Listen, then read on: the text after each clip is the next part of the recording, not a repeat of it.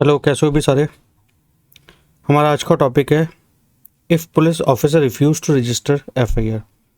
कि अगर हम किसी पुलिस स्टेशन में जा रहे हैं, अब हमारे साथ कोई ऑफेंस हुआ है और उसकी एफआईआर करने के लिए अगर हम पुलिस स्टेशन में जाते हैं और पुलिस रिफ्यूज़ कर दे एफआईआर रजिस्टर करने से, तो हमारे पास क्या क्या रेमेडीज़ होंगी।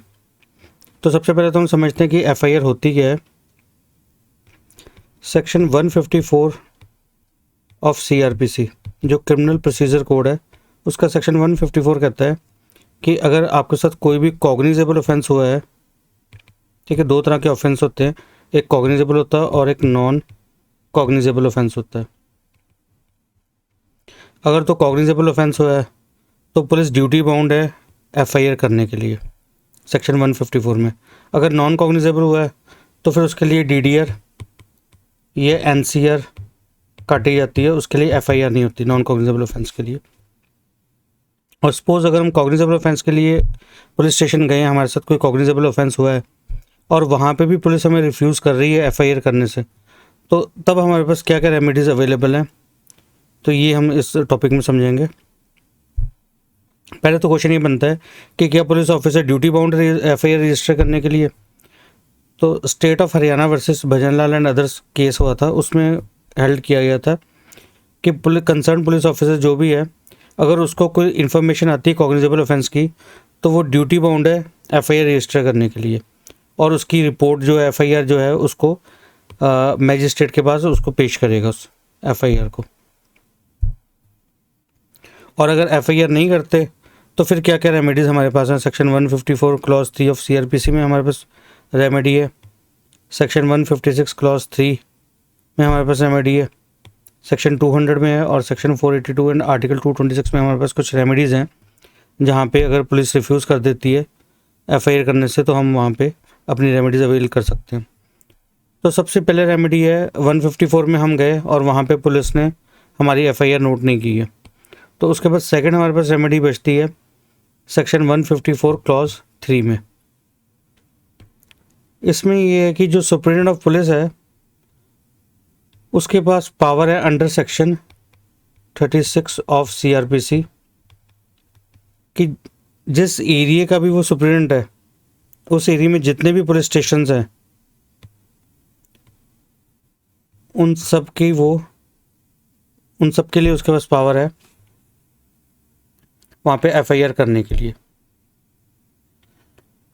तो जो एफआईआर 154 क्लॉज 1 में पुलिस ने रिफ्यूज़ कर दी है, उसके लिए हम सुप्रिटेंडेंट ऑफ पुलिस, जहाँ पे एसएसपी वगैरह बैठते हैं, तो हम वहाँ एसएसपी के पास जाएंगे, या सीआरपीसी में सुप्रिटेंडेंट ऑफ पुलिस की बात की गई है, तो वहाँ पे हम जाके जिस भी पुलिस स्टेशन के का वो हेड है जिस भी पुलिस स्टेशन का, तो वहाँ पे हम जाके उस सुप्रिटेंडेंट को एक रिक्वेस्ट कर सकते हैं कि हमारी सेक्शन 154 क्लॉज 1 में पुलिस ने हमारी एफआईआर नहीं की जो करनी ज़रूरी थी। तो उसके लिए फिर सुप्रिटेंडेंट ऑफ पुलिस जो है वो या तो उसी पुलिस स्टेशन में उस एसएचओ को कंप्लेंट भेज देगा, जो कंप्लेंट आपने की है 154 क्लॉज 3 में जाके सुप्रिटेंडेंट के पास, उसको भेज के एफआईआर करने के लिए कहेगा, या फिर किसी और ऑफिसर को अपॉइंट कर देगा उसकी इन्वेस्टिगेशन करने के लिए, एफआईआर करने के लिए। तो पहली रेमेडी तो हमारे पास होगी सेक्शन 154 क्लॉज 3 में। सपोज अब पहले एसएचओ ने मना कर दिया एफआईआर करने से, उसके बाद सुप्रिटेंडेंट ऑफ पुलिस के पास गया, उसने भी रिफ्यूज़ कर दिया, तो अब हमारे पास क्या रेमेडी है।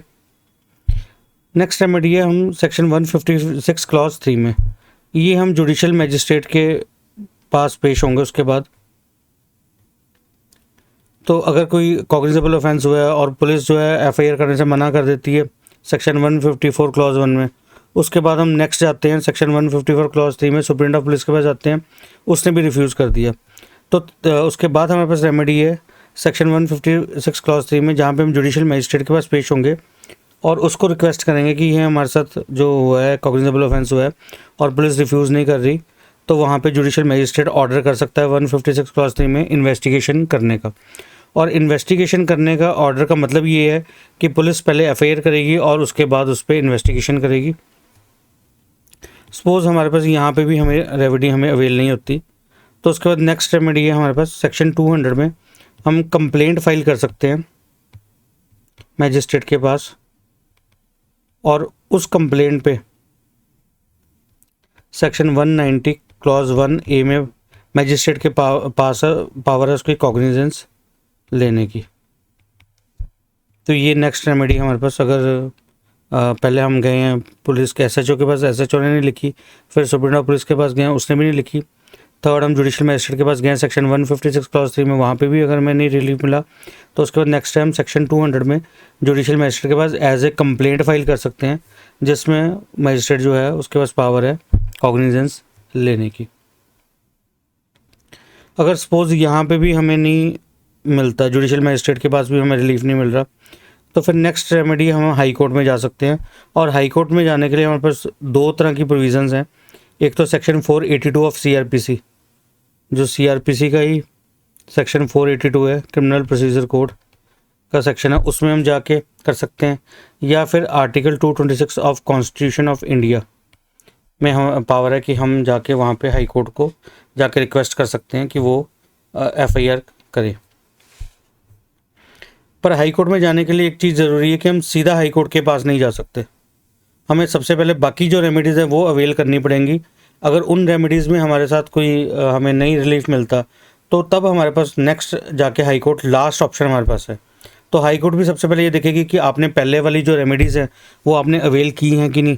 पहले वाली सेक्शन पहले 154 क्लॉज 1 में आप गए हो FIR कराने के लिए, नहीं वहाँ पे अगर आपको नहीं रिलीफ मिला तो क्या आप सेक्शन 154 क्लॉज 3 में सुप्रीम ऑफ पुलिस के पास गए हो, वहाँ भी आपको रिलीफ नहीं मिला तो क्या आप सेक्शन 156 क्लॉज 3 में जुडिशियल मजिस्ट्रेट के पास गए हो, अगर वहाँ भी नहीं मिला तो क्या आपने सेक्शन 200 में डाली है।